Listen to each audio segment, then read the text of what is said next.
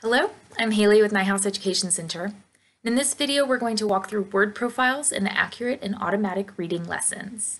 So let's look at our reading routine for AAR. You'll notice that your word profile is the fourth component of your AAR reading routine, and it's only going to take you about 3 minutes. You're not doing this daily, but about twice a week. You get to choose the days. Make sure you refer to your reading routine while you're teaching so that students know what component you're working with. When we're talking about word profiles, we're talking about giving students an opportunity to go deep with language. We don't want them just to learn breadth of words, but depth of words as well. So word profiles give students an opportunity to think about all the domains of a word. When we're looking at a word profile, you might want to make some kind of anchor chart similar to this, so you can think about all the questions you're going to be asking students. It's not a worksheet for kids to fill out. The end product is not what's important, it's the process that's important.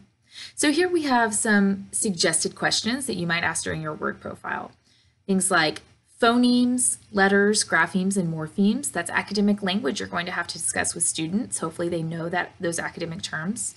You're going to discuss rhymes, syllables, definitions and multiple meanings, synonyms, and figurative expressions.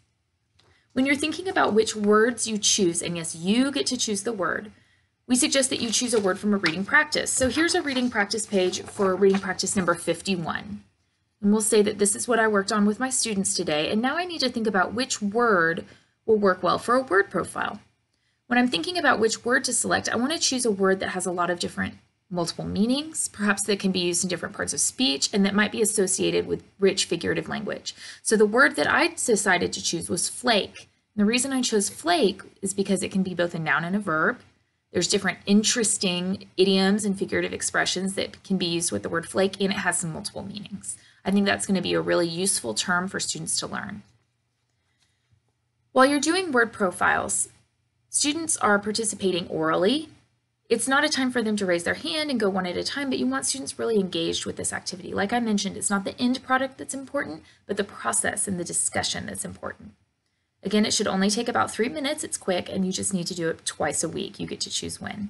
If you have any more questions, you can always refer to your AAR training materials.